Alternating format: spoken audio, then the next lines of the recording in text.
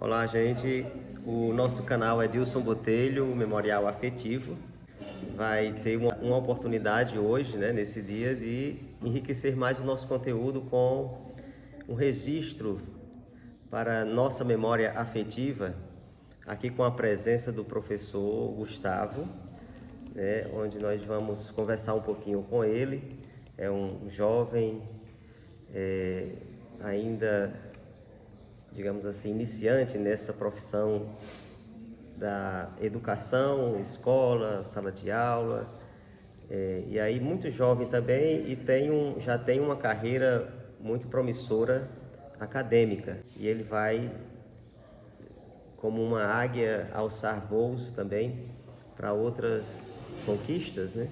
Ele não vai ficar conosco esse segundo semestre de 2023, porque ele vai ter um compromisso que ele vai falar que para ele e para nós, né, a gente compartilha assim as conquistas dos amigos, é um sonho e uma realização pessoal e profissional acadêmica, né, onde ele vai fazer doutorado em Campina Grande, certo? Então, esse é o motivo de estarmos aqui registrando esse momento, para não deixar escapar essa oportunidade de poder ter esse registro. E aí também prestigiando o nosso canal. Nós temos muitos alunos que nos assistem, que visitam o canal, que nos seguem, enfim. E o Gustavo é essa pessoa muito jovem que mostra assim uma esperança na educação, no processo de evolução, de conquistas. É uma pessoa que também representa o sucesso de uma vida que tem dado certo, que está dando certo, né? De um jovem que está tendo muitas realizações pessoais e que pode inspirar outros jovens, outras pessoas também. Ele vai falar um pouco sobre ele, vai ler aqui uma mensagem do Diário Histórico que tem a ver com o dia do aniversário dele e vai refletir. Nós vamos escutar um pouquinho, portanto, aquilo que essa alma humana tem a nos dizer, que é uma pessoa espirituosa, é uma pessoa que tem uma sensibilidade, uma empatia muito elevada. Enfim, vale a pena escutar e conversar com o Gustavo nessa manhã. Aqui estamos com alguns alunos que são alunas que são suas fãs, né? E enfim, estão um pouco chorosos assim por conta dessa sua partida para uma outra missão que faz parte também da sua formação nesse início, né, de carreira, tá? Então, fica à vontade, vamos conversar. É uma conversa filosófica aqui com o Gustavo. Vou começar com uma mensagem. Vamos ler. Atenha-se apenas aos fatos, do dia 9 de agosto. Não digas a ti mesmo nada além do que as impressões iniciais relatam. Foi-te relatado que alguém está falando mal de ti. Este é o relato. Ele não afirma que tu foste prejudicado. Veja que meu filho está doente, mas não que sua vida está em risco.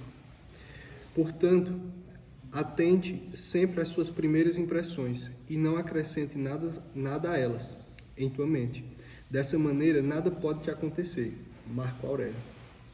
A princípio, isso pode parecer o oposto de tudo que lhe ensinaram. Não cultivamos nossa mente e nosso pensamento crítico justo para não aceitarmos as coisas somente pela aparência? Sim, a maior parte do tempo. Mas às vezes essa abordagem pode ser contraproducente. O que um filósofo também tem é a capacidade, como Nietzsche se expressou, de parar corajosamente na superfície e ver tudo de forma simples, objetiva. Nada mais, nada menos. Sim, os estoicos eram superficiais, disse ele, por profundidade. Hoje, enquanto várias pessoas estão se deixando levar, é isso que você vai praticar. Uma espécie de pragmatismo direto, ver as coisas da forma como elas se mostram em suas impressões iniciais.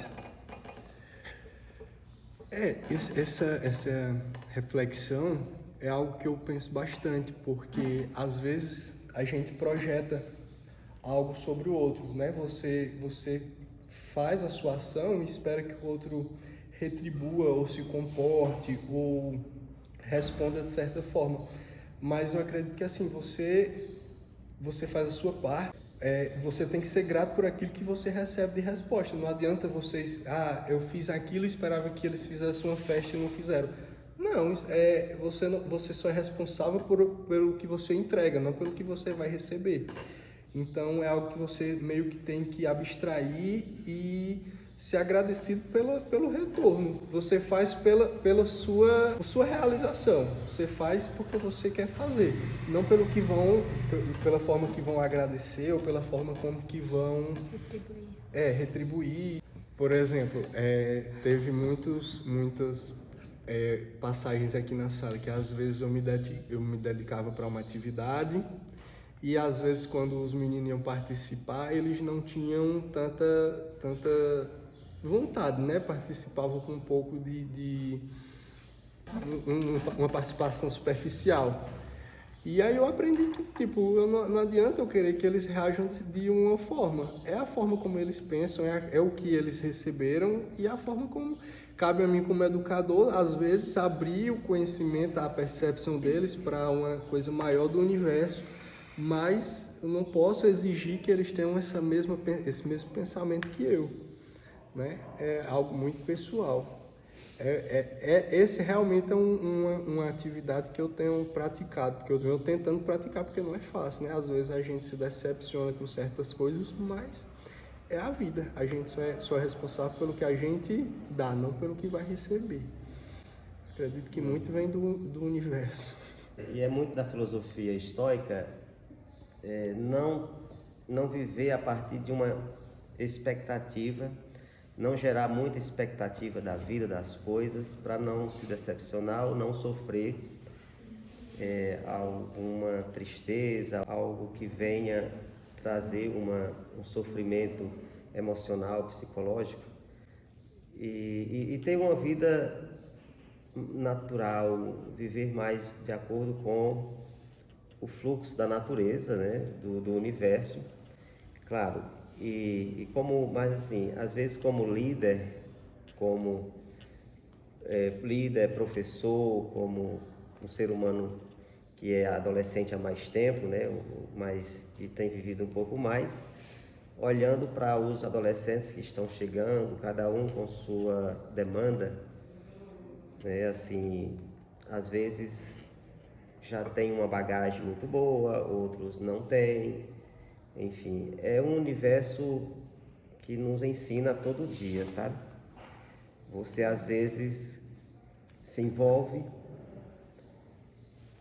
tão fortemente assim que já quer fazer parte da família, já quer... Mas tem momentos que também a gente tem que se afastar um pouco para poder enxergar melhor, né? Para ter um panorama mais real da coisa, enfim. Esses dias que você esteve aqui, você teve outras experiências em sala de aula? Muito pouco, eu não cheguei a lecionar nenhuma disciplina. Eu entrei aqui como orientador de estágio, aí a gente tinha o ESAT, né, que é o exame da base técnica, aí a gente fazia a correção do ESAT, são 50 questões, a gente dividiu por cada encontro mensal, a gente respondeu a quantidade de questões. E nesse ano só tive assim atividades esporádicas no dia do técnico, na feira de ciências, algo do tipo, mas eu não cheguei a ter nenhuma disciplina não. Ok. A gente retirou do currículo Lattes de Gustavo uma síntese da sua biografia. Vamos escutar, né, na voz de Bianca, o que esse currículo nos traz de informação sobre Gustavo. Ai, Senhor. Professor, coordenador do curso Técnico em Meio Ambiente da EP Walter Nunes de Alencar. Também é pesquisador da área de impactos ambientais, políticas ambientais, gestão ambiental, geoprocessamento e fontes alternativas de energia. Mestre em energias renováveis pela Universidade Federal da Paraíba, com estudo na área de avaliação de impactos ambientais e viabilidade econômica do sistema fotovoltaicos integrados à arquitetura, graduação em Engenharia Ambiental e Sanitária pela Universidade Federal Rural do Semiárido UFERSA, e bacharelado em Ciência e Tecnologia pela mesma universidade. Tem ainda interesse na área de Engenharia de Segurança do Trabalho. Agora está indo cursar o doutorado de Engenharia Ambiental na Universidade Estadual da Paraíba. Ótimo, olha aí. Então, assim, a gente conhecendo um pouquinho de Gustavo, a partir do seu currículo, né? Hoje você tem quantos anos? 27. 27. Então, você ingressou na universidade... Eu tinha 16. 16 anos. 16. Olha, foi prematuramente. O que foi? Através de quê? Do Enem? Eu sou da segunda turma de quando o Enem, o SISU começou. Aí, na época, eu não conhecia o curso, eu queria algo da área de humanas, mas minha nota era baixa, não dava. Aí eu vi esse curso, aí eu não conhecia, né, que é o curso Ciência e Tecnologia, que é um curso interdisciplinar que ele compreende a base de todas as engenharias. São 3 anos, depois você escolhe a engenharia que você quer terminar e com um ciclo de 2 anos, e fecha os 5 anos normais da engenharia. Aí eu vi esse curso lá. Aí, na época, foi no auge do pré-sal, aí eu fui para fazer engenharia de petróleo.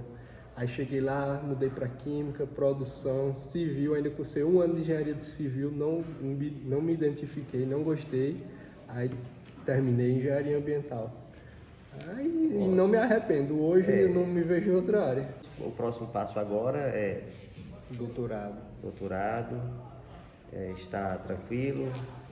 Um pouco nervoso, né? Que todo início o desconhecido causa medo, né? Uhum. Mas as expectativas são as melhores. Foi aonde você cursou? Eu cursei na cidade de Pau dos Ferros, Rio Grande do Norte. Rio Grande do Norte. Ainda muito jovem, um adolescente.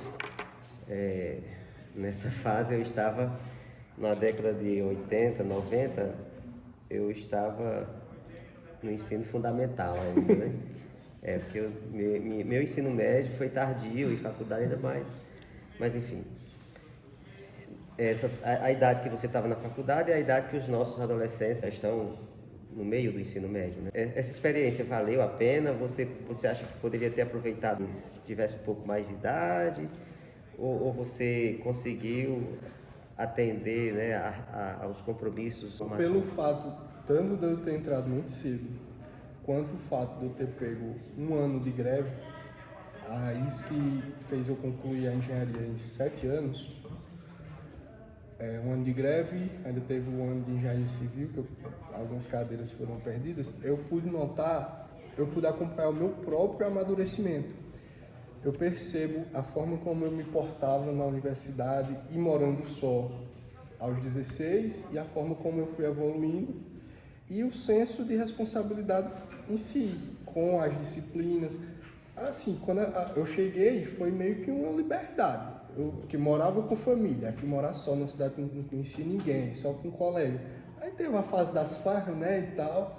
Aí depois, um pouco de descaso no início da faculdade, porque é um curso difícil, né? É pura matemática, pura física. Então, de certa forma, no início teve um pouco de desinteresse. Ainda até pensei em desistir, mas a família não permitiu, porque sabia que era imaturidade, né? Ia ser uma má escolha que eu poderia me arrepender no futuro. E depois a ficha foi caindo, a responsabilidade, que por mais que a idade não estivesse chegando tanto, mas a responsabilidade do mercado de trabalho estava aí, e eu tive que me adaptar e tipo, chegar um momento em que a maturidade chega, né? Então, eu pude perceber esse meu próprio processo de evolução. Tenho plena consciência disso. E eu acredito que foi para uma melhora, né? De certa forma. Com certeza.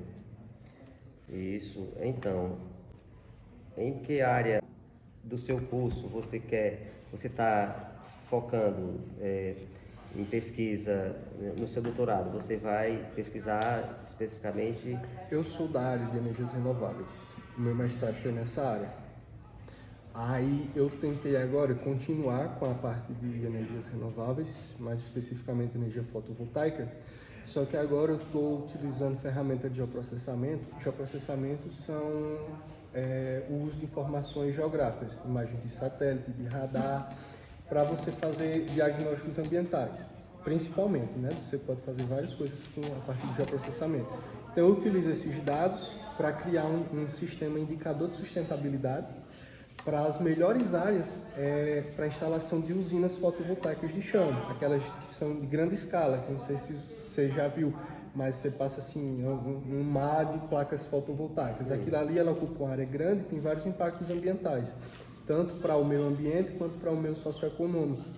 Então, através do geoprocessamento, a gente tenta identificar as melhores áreas para a instalação daquelas usinas para o melhor aproveitamento, tanto o econômico e técnico das usinas, quanto para que garanta o melhor retorno para a sociedade. Porque quando a gente trata de sustentabilidade, a gente não trata apenas da natureza, a gente tem que tratar também dos seres humanos que estão envolvidos.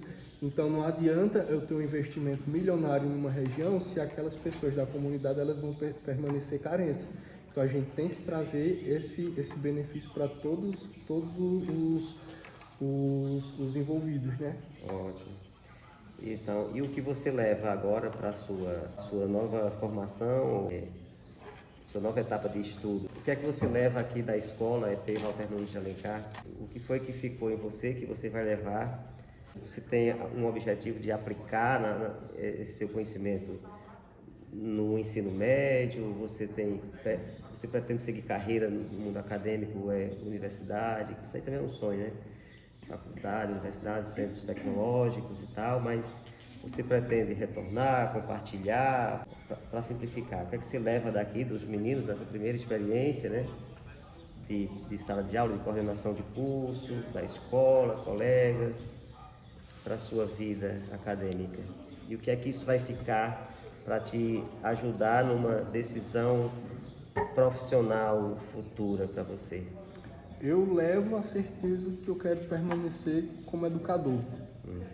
Essa foi uma experiência que eu tive e que me deu a certeza que eu estou no local certo, porque o pouco de contato que eu tive a oportunidade de ver a importância do trabalho do educador. Como é importante você moldar esses jovens que estão começando no mercado de trabalho, que estão, no caso da EP, não é? E você prepará-los para a vida, tanto profissionalmente, mas também como pessoas, porque de certa forma a gente termina se envolvendo. Então, sempre que eu podia corrigir alguma coisa que eu estava vendo que eles estavam errados, que eles podem melhorar, eu estava sempre no pé, insistindo e mostrando a realidade, como é a realidade da vida, como é lá fora, porque aqui ainda está todo mundo debaixo da asa da mãe, do pai, e tem aqui o almoço está garantido, tem todo o transporte, e eu sei que quando sair daqui, muitas vezes a vida não dá todas essas oportunidades. Então, eu tentava sempre trazer essa realidade para eles, para deixá-los preparados nesse sentido. Então, nessa certeza de permanecer da educação que eu vou, que é uma forma de me aperfeiçoar mais ainda, e eu tenho a vontade, né, o sonho de entrar no ensino superior. E a única forma da gente entrar lá é através do doutorado. Sem o doutorado, dificilmente abre essa oportunidade. Nesse sentido, eu levo isso. Aqui eu tinha bastante planos que eu contava para eles de aprimorar a questão do geoprocessamento, que é com eles, que é uma disciplina aqui que é um pouco vista superficialmente, e eu acredito que é uma das áreas que tem mais expectativa de crescimento. Então eu ia tentar trazer essa oportunidade para eles, né? Tentar prepará-los nesse sentido. Tinham vários planos, mas infelizmente não é a gente que decide. Não é o momento, né? Mas quem sabe eu não volto a tempo ainda e a gente implementa. Você vê aqui um potencial de investimento, de crescimento, desenvolvimento tecnológico, científico, humano? Muito grande, porque assim, muitas vezes as pessoas não sabem o que é que faz um profissional da área do meio ambiente. Eu tiro pela própria escola, que os alunos dos outros cursos, eles ficam, não sei o que, é mato, é planta. Tipo, não tem nenhum conhecimento do que é que o técnico, um profissional do meio ambiente faz. Então aqui tem muito campo, tem muita área, sem falar também no trabalho remoto, trabalho de escritório que o próprio profissional pode fazer, porque a legislação, ela existe. E por mais que a cidade seja pequena, ela precisa ser cumprida. Então não deixa de ser uma oportunidade, um campo de trabalho para esses profissionais.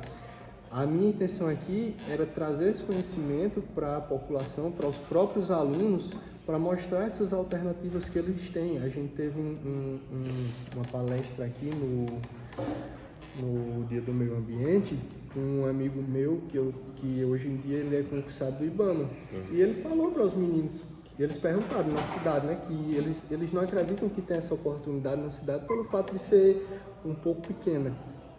Mas ele mostrou as alternativas, falou sobre o geoprocessamento, a gente tem a parte de cadastro rural, a gente tem resíduos sólidos, a gente tem toda uma gestão aqui municipal que precisa ter profissionais do meio ambiente envolvidos, porque todas essas atividades precisam de um profissional do meio ambiente, porque sempre que a gente causa impacto ambiental, a gente precisa de uma maneira para minimizá-lo ou compensá-lo.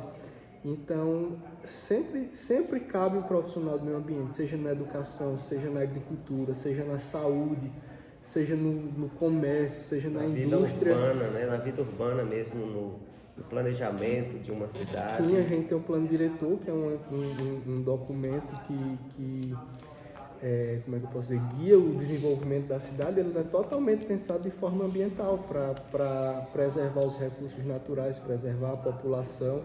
E tudo isso deu tempo você dar uma andadinha por aqui pela cidade, ver tipo os terrenos, lagoas, água, como é que a água vem, enfim, como é que você vê a realidade da nossa cidade aqui? Assim, eu conheci pouco, né? Eu não tenho transporte, então eu conheci mais o centro e aqui a proximidade da escola. Mas a gente nota uma certa urbanização irregular, improvisada, que ela se auto-prejudicou. Quando a gente tem chuva, tem locais que alagam, tem... No centro da cidade, no centro principalmente. Você vê ali no centro, no comércio, eu ainda até pensei em filmar lá, só para compartilhar, porque eu acho uma anomalia de uma construção civil, assim. Os comerciantes ali do centro, eles se veem obrigados a colocar na porta de entrada do seu comércio uma parede de mais ou menos quase uns 50 centímetros, 30 centímetros, e isso permanente, de concreto, entendeu? Uma parede assim, que às vezes você tem que levantar o pé para poder entrar no comércio do rapaz, e um cadeirante, né? Acessibilidade. Então, aí ainda mais aqui por trás, próximo da escola, tem uma lagoa onde desce a água, e estão aterrando uma parte aqui próximo para construir, entendeu? Ou seja, para onde é que, daqui a alguns anos, para onde é que essa água vai? Porque a água, ela precisa, ela tem aí lugar, que entra o problema. A água, ela tem um caminho dela, ela vai permanecer. Então, quem entrou no caminho dela que vai ser afetado. O problema da urbanização irregular é esse, né?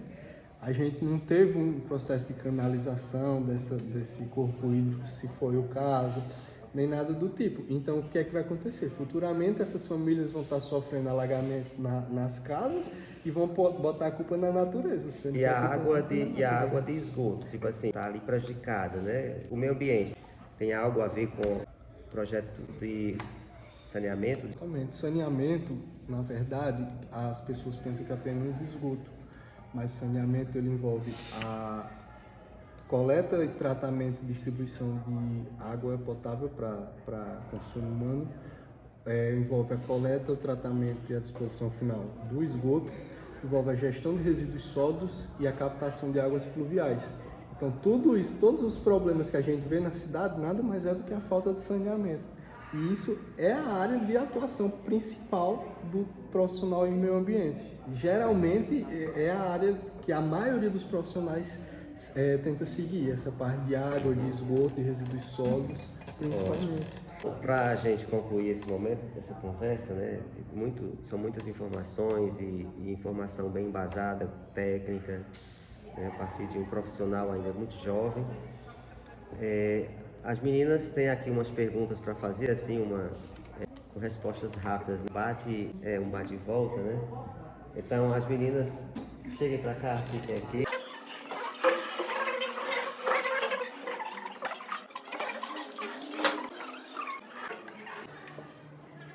Qual a palavra que melhor te define? Que me define palavra. Vixe, eu nunca pensei nisso. Parece pergunta de entrevista de emprego. Mas eu acho, como o Edilson falou, acho que é um pouco de empatia. Assim, eu sempre tento me colocar um pouco no lugar do outro, de enxergar como o outro pensa. Será se eu fizer aquilo, como eu me sentiria se fosse comigo? Então acho que é por isso que muitas vezes eu me dou demais.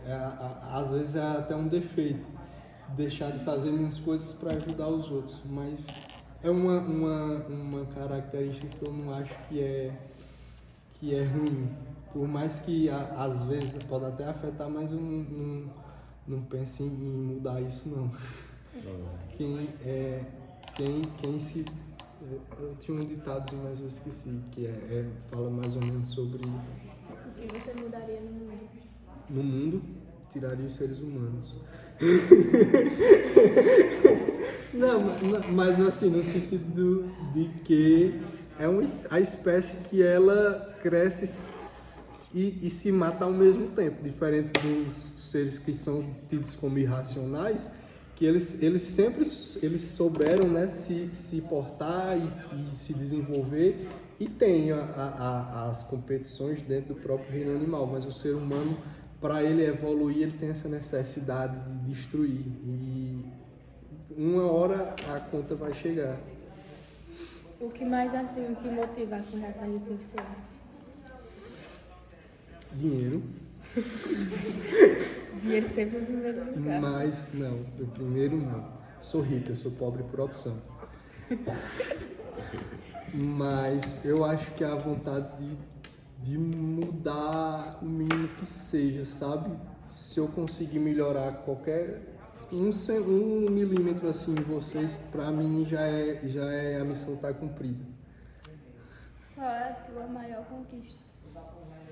Minha maior conquista eu acho que é estar hoje aqui nessa escola, porque eu não esperava quando eu fui chamado para cá, e tipo, é o início de uma realização de um sonho. Quando eu decidi esse papel de educador, tinha que ter um início, e essa aqui foi a primeira porta que se abriu para mim, e eu espero que seja a primeira de muitas.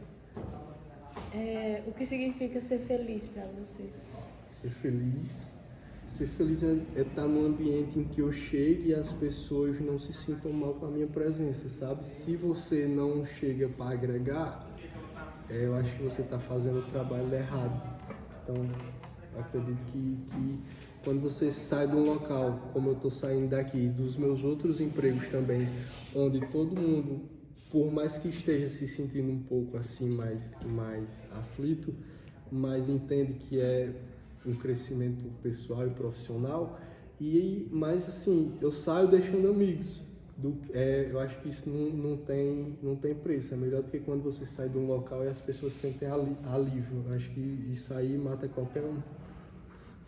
O que seria amizades para você? Amizade é a família que a gente escolhe. Porque às vezes tem parente que a gente não tem tanta afinidade, mas amigos não, a gente só cativa quem a gente realmente quer por perto. Pronto?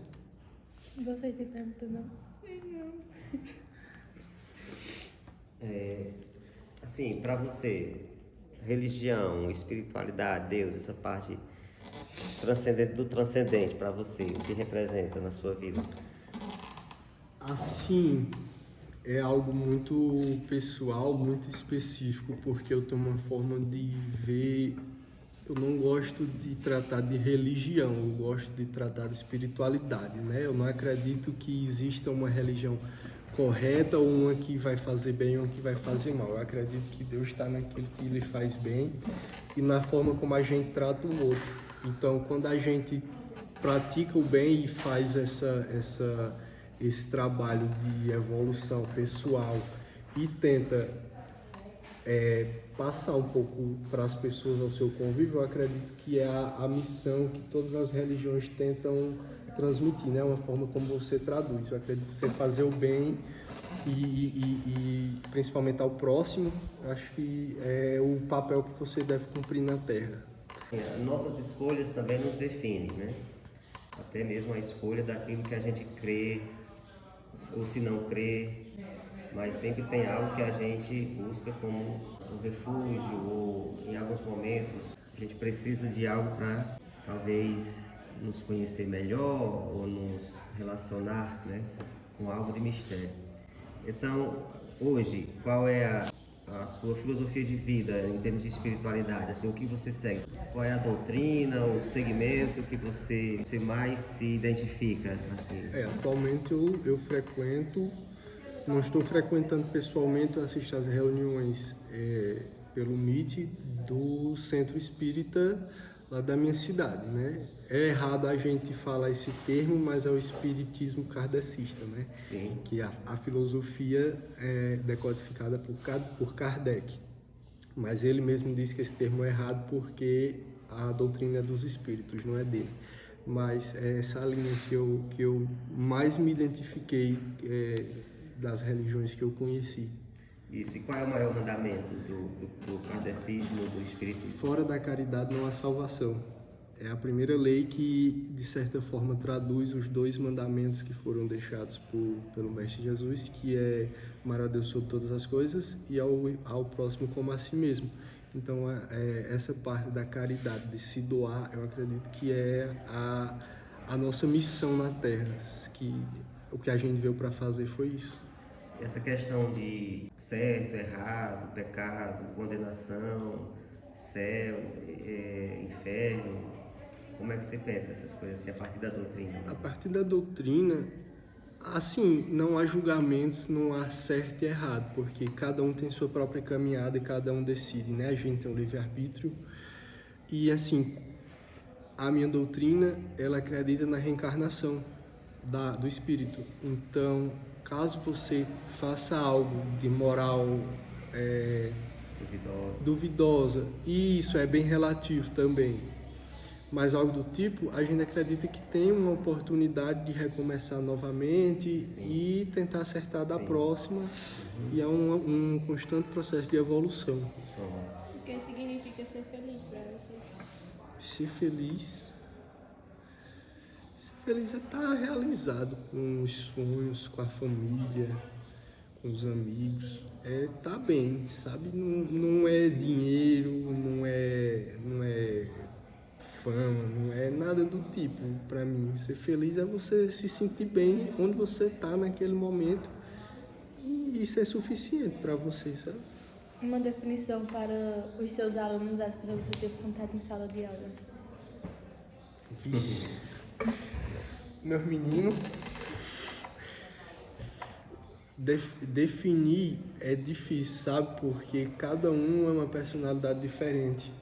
E você meio que consegue se adaptar para conhecer e lidar com cada um. Uma definição para a turma. Então. Para a turma, danado. Não.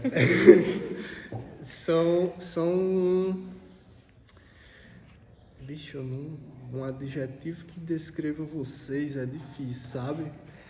Justamente, então, adjetivos são únicos, porque são pessoas boas, são crianças ainda, né, que estão começando aqui no ensino médio, estão conhecendo a realidade da vida, e vocês conseguem lidar com as novidades, com a forma de ter que lidar na escola, de lidar um com o outro e tal, e vocês conseguem levar isso sempre de bom humor, com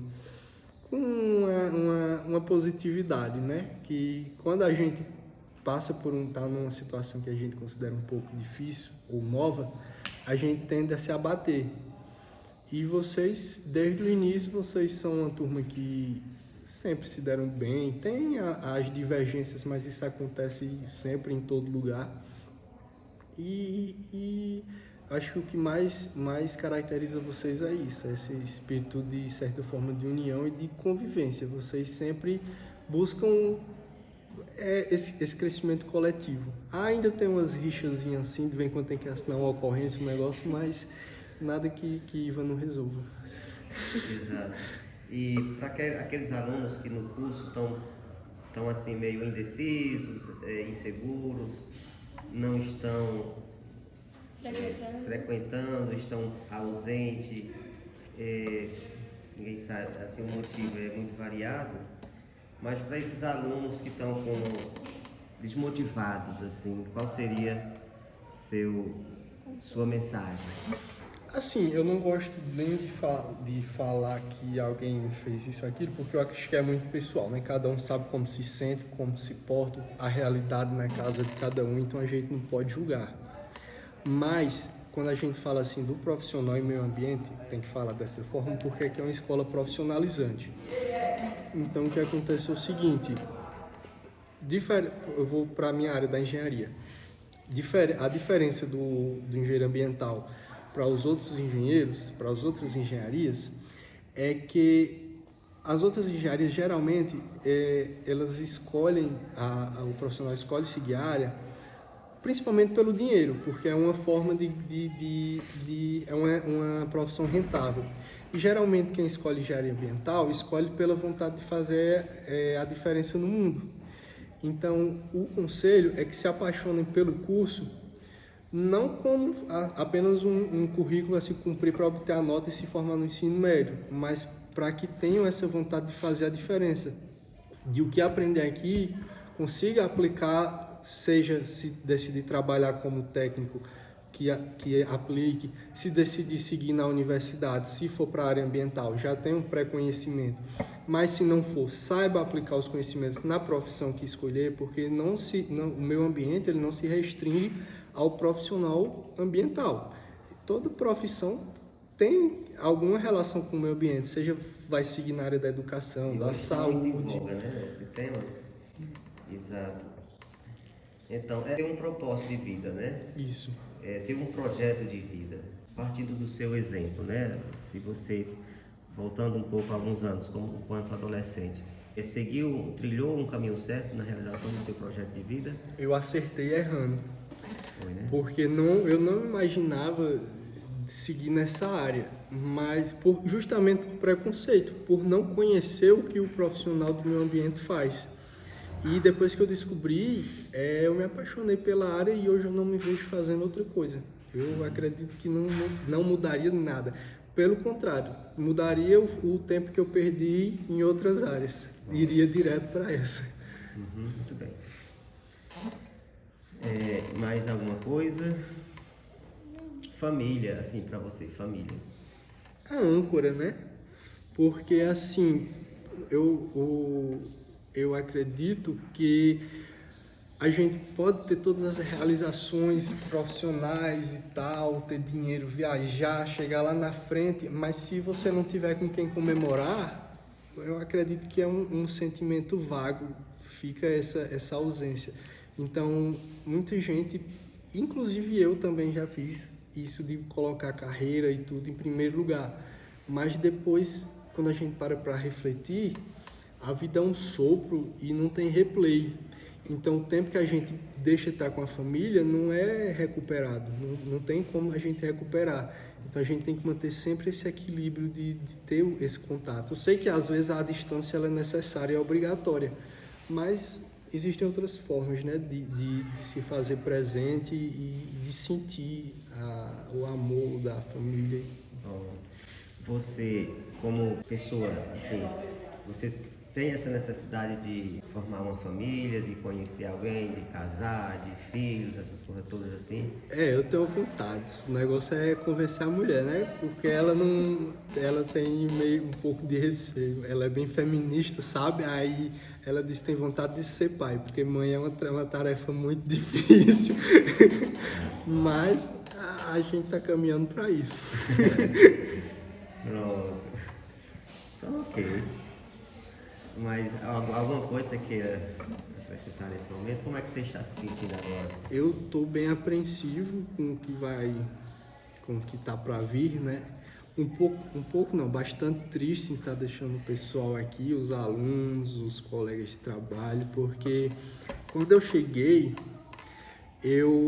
os primeiros 15 dias eu achei muito ruim, sabe, assim, muito solitário e não conhecia a cidade, não conhecia ninguém, mas passou esses 15 dias, parecia que eu já estava aqui há 10 anos, todo mundo me trata super bem, sempre me tratou, fiz muitos amigos, então o que eu tô levando daqui é o melhor, só lembranças boas, sabe, eu não tenho uma pessoa, não tenho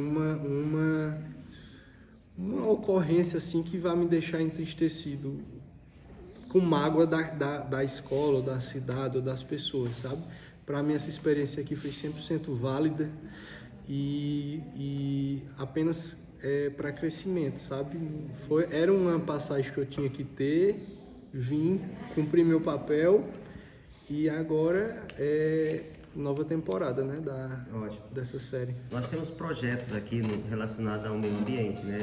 Trabalhar com reciclagem, é como um aprendizado, né? Que ninguém é mestre, professor dessa área, mas é algo que a gente está, assim, por uma paixão que a gente está aprendendo, desenvolvendo alguma técnica de transformar lixo em arte de forma criativa. E também explorando um pouco o talento do nosso aluno, que vem muitas vezes com uma bagagem rica, com dons para compartilhar. E a gente tem usado isso de várias formas, né? Seja na arte, num momento como esse, na comunicação, seja expressando os seus sentimentos no canto, na poesia. E aqui nós temos ali duas artes feitas, uma em telha, outra numa tela, que é também no papelão. Queria que você fosse lá para você escolher qual dessas você deseja levar, né, para você.